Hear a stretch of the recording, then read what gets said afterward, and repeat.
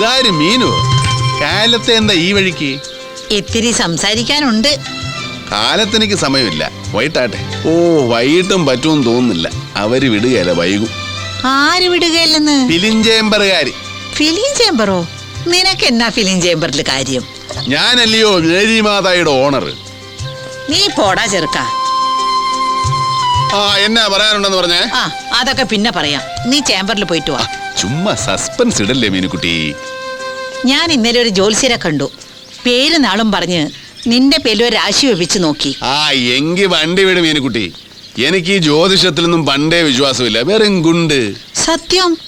അയാള് പറഞ്ഞത് കേട്ടപ്പോ എനിക്കും ജ്യോതിഷത്തിലുണ്ടായിരുന്ന വിശ്വാസം അങ്ങ് പോയി. അയാൾ എന്താ പറഞ്ഞത്? നിന്റെ കല്യാണം ഉടനെ നടക്കുമെന്ന്. പുളു. അതേന്നെ, കയ്യിലുണ്ടായിരുന്ന കാശ് പോയത് മിച്ചം. അയാൾ ഒരു കാര്യം കൂടി പറഞ്ഞു. അത് ഇതിനേക്കാൾ വലിയ പുളു, പുപ്പുളു. അതെന്താ? പെണ്ണ് അതിസുന്ദരിയായിരിക്കും. നീലിപ്രിങ്ങാതി തേച്ച് തുളസി കതിരി ചൂടിയ ഗ്രാമീണ സുന്ദരിയല്ല, യമണ്ടൻ ചരക്ക്, ഉരുപ്പടി, പീസ്. തങ്കം പോലെ ഒരു പെണ്ണ് വന്ന് കേറും. അതും നമ്മൾ അങ്ങോട്ട് അന്വേഷിച്ച് ചെല്ലണ്ട. ഓ, അങ്ങോട്ടെന്റെ പട്ടി പോകും. പട്ടി ചെല്ലും. കാരണം പട്ടിക്ക് നിന്നേക്കാൾ വിവരമുണ്ട്. അത്താഴം കഴിഞ്ഞ അവന് കസർത്തെടുക്ക, മസില് പെരിപ്പിക്കാൻ. വേസ്റ്റ് ജന്മം. നീ ഇങ്ങനെ ഇരുന്ന് പോളോടാ മോനെ.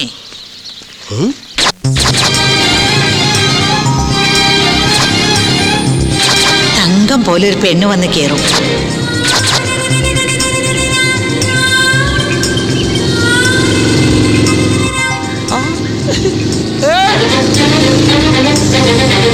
ഈ പോക്കത്ര ശരിയല്ല.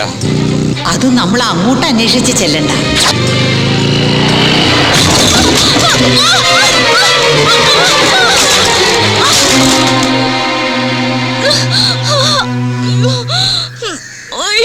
അയ്യോ, എന്റെ അമ്മച്ചിയെ, ഓടിവായേ, ഓടിവായേ.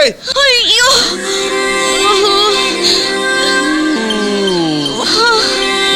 അയ്യോ, എന്റെ അമ്മച്ചിയോ.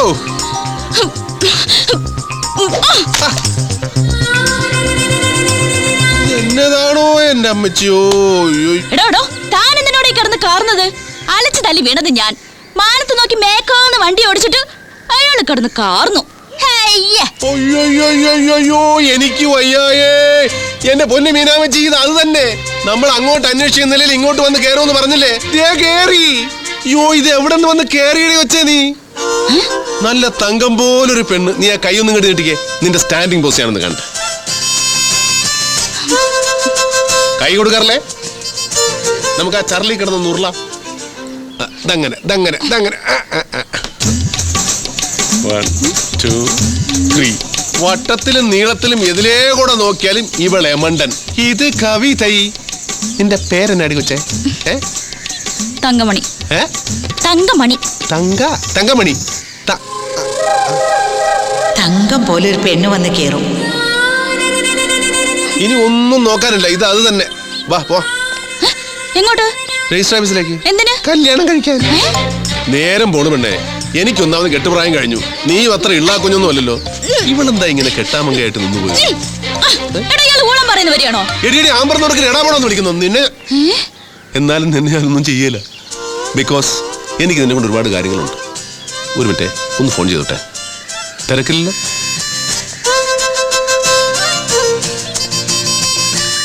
ഹലോ മീനു, ഇത് ഞാനാ, കൊച്ചു ബേബി.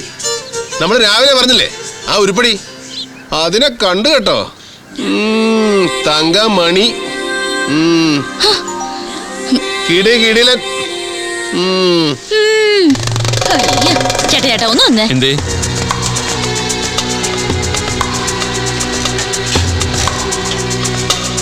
പക്ഷെ ആളൊരു ഇച്ചിരി മുറ്റ. അതൊക്കെ വളച്ചെടുത്തോ. പിന്നെ കാശ് കൊടുക്കടോ. ഏത് കാശ്? 2000 മുട്ടയുടെ കാശ് കൊടുക്കാൻ.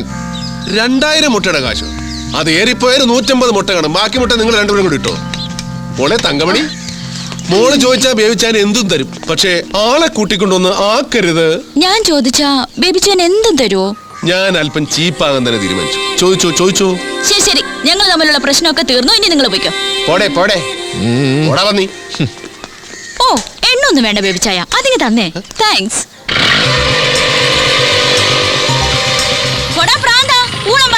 എടി ചീമട്ടെ, ഞാൻ പോടോ താടിയ നസ്രാണി. നിന്നെ ഇന്ന് ഞാൻ ഊഹൂ. ഏയ്. നല്ല അടക്കം ഒതുക്കമുള്ള പെണ്ണ്.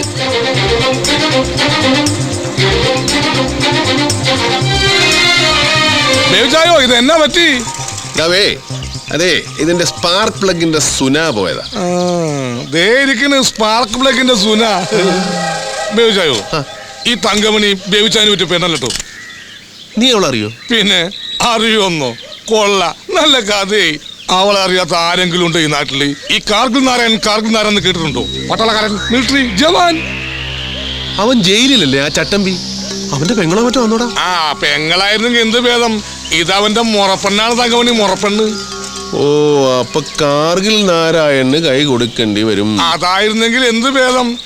ഇതേ ഇവൾക്ക് തന്നെ കൈ കൊടുക്കേണ്ടി വരും ബേബിച്ചായ. ഈ തങ്കമണിക്ക് ആ കഴിഞ്ഞ അവധിക്ക് വന്നപ്പോ ഈ നാരായണൻ തങ്കമണി ഒന്ന് കയറി പിടിച്ചു.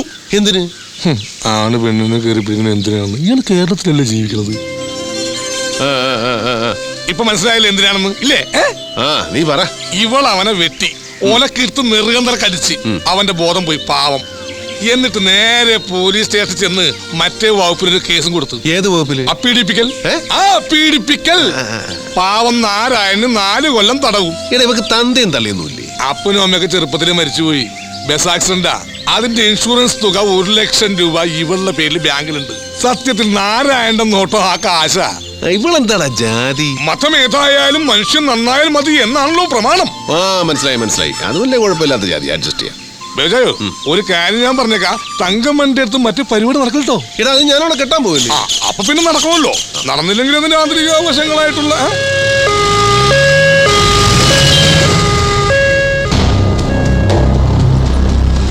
നിർത്ത്. രാഘവ മാഷ്ക്ക് എന്താ പറ്റിയേ? പറ്റിയത് മാഷക്കല്ല, മൂത്ത മോൾ ആത്മഹത്യക്ക് ശ്രമിച്ചു. ഈപ്പച്ചന് ആധാരം തിരിച്ചു കൊടുക്കാത്തോണ്ട് പെണ്ണിന്റെ കല്യാണം.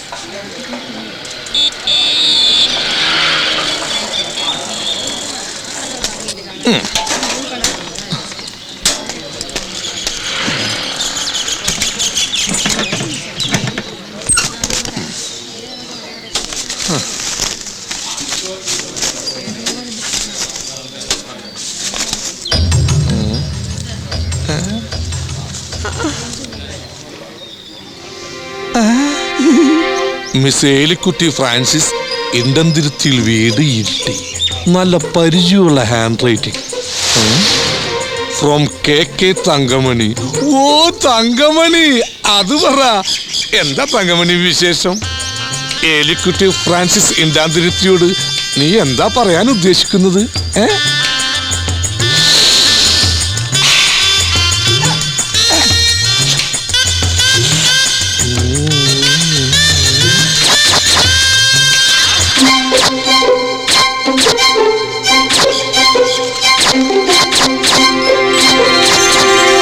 പ്രിയപ്പെട്ട ഏലിക്കുട്ടിക്ക് തങ്കമണി എഴുതുന്നത്.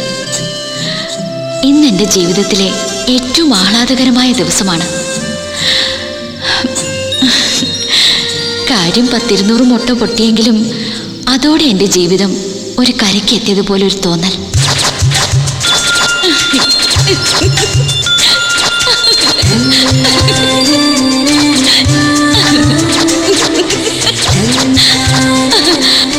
ഞാനിന്നൊരാളെ കണ്ടുമുട്ടി. ബേബി. തസ്കര വീരനായ അറക്കളം പേലിയുടെ കൊച്ചുമോൻ അറക്കളം ബേബി.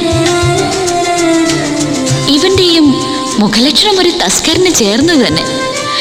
റൊമാൻറ്റിക്കായി പറഞ്ഞാൽ ഹൃദയചോരൻ.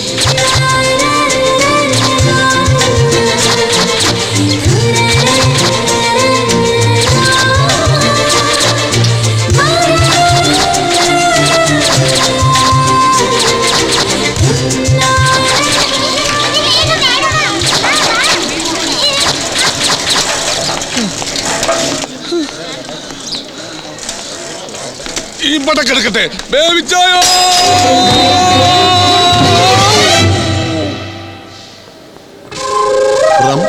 കെ തങ്കമണി.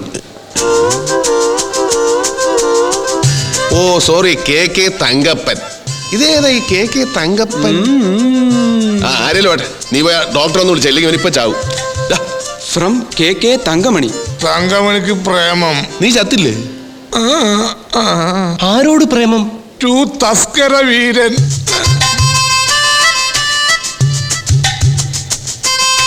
കത്തുപൊട്ടിക്കാതെ നിനക്കതെങ്ങനെ മനസ്സിലായി? ദിശ അറിയുന്ന പോസ്റ്റ്മാൻ പശ അറിയാതെ വായിക്കും.